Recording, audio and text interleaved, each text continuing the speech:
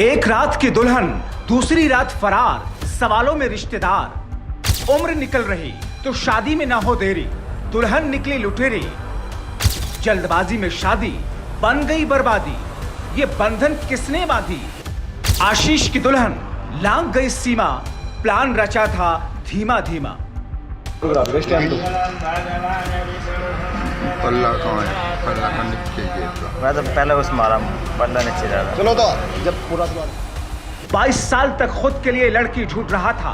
20 साल के बाद से आशीष ने खुद के लिए दुल्हन की तलाश शुरू की थी। धीरे धीरे समय बढ़ता गया, उम्र भी आशीष की बढ़ती जा रही थी। परिवार वालों को भी चिंता सता रही थी। न बेटे के लिए दुल्हन मिल रही थी, न ही परिवार के लिए बहू। रिश्तेदार भी शादी लेकर आ रहे थे, लेकिन संयोग ऐसा आया ही नहीं जो आशीष को शादी के बंधन में बांध सके। अब आशीष की उम्र 25 पार हो चुकी थी, मतलब आशीष पूरी तरीके से जवान हो चुका था। घर में दूसरों की शादी हो गई थी, दोस्तों के तो बाल बच्चे हो चुके थे, लेकिन आशीष अभी भी कुंवारा था। आशीष के पिता भी धीरे धीरे बुजुर्ग हो रहे थे और चाहते थे कि मौत से पहले आशीष की शादी हो जाए तो उनकी जिम्मेदारी खत्म हो जाए। लेकिन समय के चक्र ने तो आशीष की उम्र को 40 पार कर दिया और यहाँ से उसके हाथों की रेखा में शादी का जिक्र दिखा। अब आशीष की उम्र 42 साल हो चुकी थी। इसी दरमियान आशीष की शादी सीमा नाम की लड़की से तय हो जाती है और यहाँ से शुरू होता है पूरा खेल, पूरी साजिश और फिर फर्जीवाड़ा। देखिए, शादी की जोड़े में बैठी दुल्हन को देखिए। अगर ये दुल्हन कहीं मिले तो आप भी सावधान रहें। शादी की रस्में बड़ी खुशी से निभा रहे हैं, पति का भी साथ दे रही है। 42 साल में शादी होता देख आशीष के चेहरे पर खुशी साफ साफ झलक रही है। लेकिन आशीष को नहीं पता था कि ये खुशी सिर्फ एक रात की है, ये दुल्हन सिर्फ एक रात की है। शादी की रस्मों के बाद दुल्हन की विदाई हो जाती है। दुल्हन की तरफ से मम्मी पापा सब भाड़े पर थे, यहाँ तक कि रिश्तेदार भी रेंट पर आए थे। पूरी की पूरी शादी फिल्मी थी, क्योंकि दुल्हन शादी पर कम, अपने मिशन पर ज्यादा ध्यान दे रही थी। फिर क्या होता है, दुल्हन को लेकर आशीष घर पहुंचता है। आस पड़ोस के लोग खूब तारीफ करते हैं। आशीष के दोस्त भी बधाई देने आते हैं कि आखिर दुल्हन तुझे मिल गई। लेकिन अब यहाँ से शुरू होने वाला था पूरा खेल। दुल्हन को भी रात का इंतजार था, दूल्हे को भी रात का इंतजार था। शादी की रात तो दुल्हन सीमा पति के साथ रहती है, लेकिन अगली रात को सीमा ससुराल की सीमा को लांघ जाती है और किसी बाइक सवार के साथ फरार हो जाती है।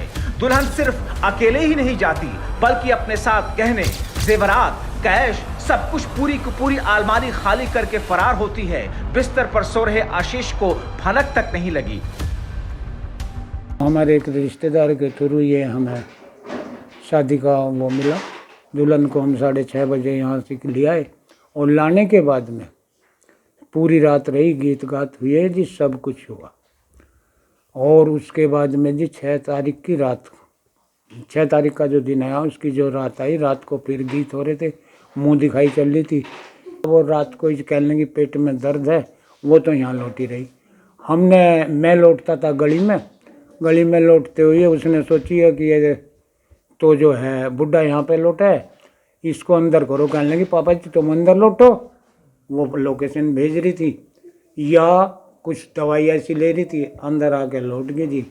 उसने अब ये जो इसके पास लौटती थी लड़के की मम्मी, अपना कंबल उतारा और उसकी कमर के लगा दिया।